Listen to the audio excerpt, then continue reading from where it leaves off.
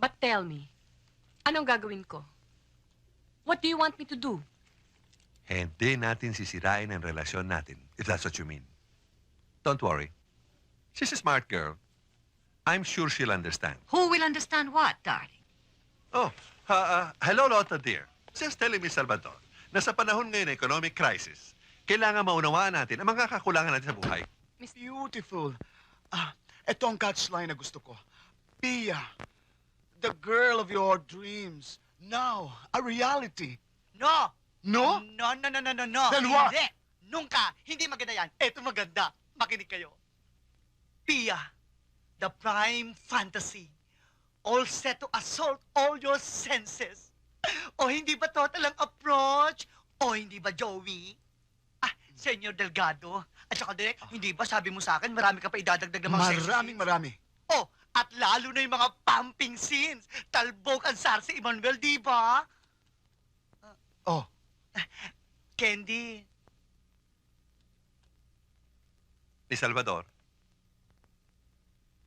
are you with us? I'm sorry. Excuse me.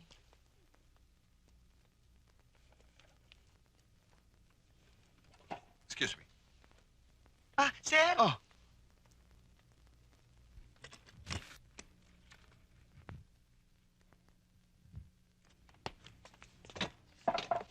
What's wrong with you? Your daughter came to see me. What about? What else? Kaya palang sungit-sungit ng batang yan lately. Did you tell her about us? Of course not. But tell me, anong gagawin ko? What do you want me to do? Hindi natin sisirain ang relasyon natin, if that's what you mean. Don't worry. She's a smart girl. I'm sure she'll understand. Who will understand what, darling? Oh, hello, Lotta, dear. Just telling Miss Salvador na sa panahon ngayon ng economic crisis, kailangan maunawaan natin ang mga kakulangan natin sa buhay. Mr. Delgado was explaining to me the new retrenchment policy in the office. Retrenchment? Magbabawas kayo ng mga tao? Baka naman na matira sa kanila eh. Panay na panay ang overtime. With the overtime pay, baka mas malaki pang mawala sa company. I'm sure that can be worked out, Mrs. Delgado. I'm sure. Balita ang iyong efficiency, Miss Salvador. Over and beyond the call of duty. Are you getting what you deserve from my husband, Miss Salvador? I have no complaints. I'm sure you don't have any either. Excuse me. I still have a meeting to attend to. Joselito, ganyan ba talaga kung sumagot-sagot yan sekretarya mo? Bakit? Anong pinag-usapan nyo? I'm sorry, I wasn't listening. Akala ko pumantok. Ba't wala kang ibig? Wala. Anong wala? Basta wala. Anong basta wala? Akala ko ba wala tayong sekretuhan sa bawat isa? Akala ko rin. Yung pala, ikaw ang may sikreto sa akin. Anong sekreto yung pinagsasabi mo? Hindi kita maintindihan dyan. Hindi mo maintindihan? Ito pa! At ito pa! Ano ito? Malay ko sa'yo! Ba't napuntahin dyan? May malay ko sa'yo! Huwag mo sabihin sa nanay mo to!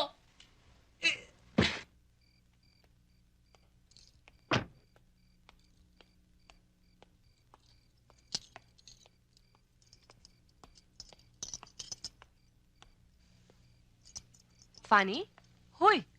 Fanny? Oh, anong ginagawa mo dito? Ay, Candy. Naku, mabuti naman at dumating ka.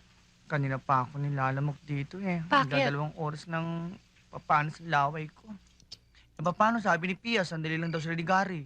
Eh mukhang umagayin yata silang dalawa. Oh? Ay, naku, Candy. Hirap na ako sa kalagayan ko. Sige, umpisa mo na magpaliwanag, ha? Baka naman sa mate ko yan. Try again. Baka matumbok mo. Pia. Naku, tama na nga yan. Pag nakaisip ka na ng magandang paliwanag, tsaka mo ako tawagan.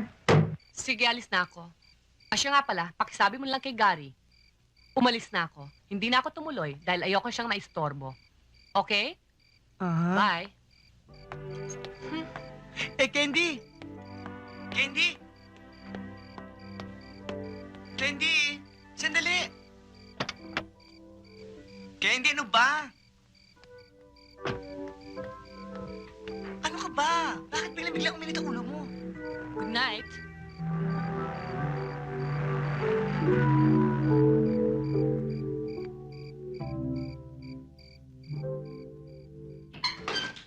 O ito, idagdag mo sa koleksyon mo.